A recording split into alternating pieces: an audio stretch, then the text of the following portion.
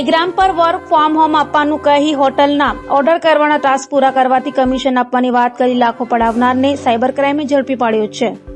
Cyber ક્રાઇમમાં ફરિયાદ નોંધાવનાર ફરિયાદીને Telegram પર work from home આપવાનું જણાવી હોટલના ઓર્ડર કરવાના ટાસ્ક પૂરા કરવાથી કમિશન આપવામાં આવશે તેવી લોભામણી વાતો કરી તેઓ પાસેથી 7,50,000થી વધુ પડાવી લેનાર ઠગ એવા મૂળ ભાવનગરનો અને હાલ પુણા ગામ ખાતે રહેતા જિજ્ઞેશ ઉર્ફે જીગો જયંતી આહલપરા સુથારને ઝડપી પાડી તેની વિરુદ્ધ કાયદેસરની કાર્યવાહી હાથ ધરાઈ હતી.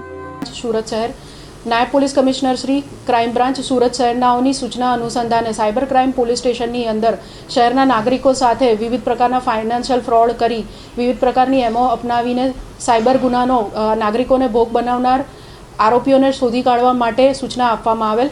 તે અનુસંધાને સાયબર ક્રાઇમ પોલીસ સ્ટેશનની અંદર ફરિયાદી શ્રી શશિકાંતભાઈ સવાણીની ફરિયાદ લઈ ગુનો નોંધવામાં આવેલ હતો, જેમાં ફરિયાદીશ્રીને ઘેર બેઠા કમાણી કરવાની લાલચ આપી ટેલિગ્રામ આઈડી પરથી તેઓનો સંપર્ક સાધી ટાસ્ક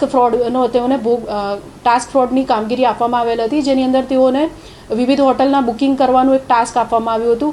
એ અનુસંધાને તેઓને બોળવીને તેઓની પાસેથી ઓનલાઈન ટ્રાન્ઝેક્શન કરાવી લગભગ 7,50,000 રૂપિયા જેટલી માતબર રકમ ઓનલાઈન વિવિધ એકાઉન્ટમાં ટ્રાન્સફર કરવામાં આવી હતી.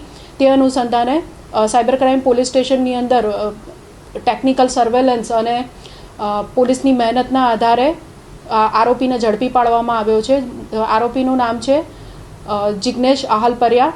તેઓ મૂળ એકાઉન્ટ ધારક છે, જેઓએ આ ફાઇનાન્શિયલ ફ્રોડ માટે પોતાનું એકાઉન્ટ ₹12,000 લઈને આગળ ભાડે આપેલ હતું.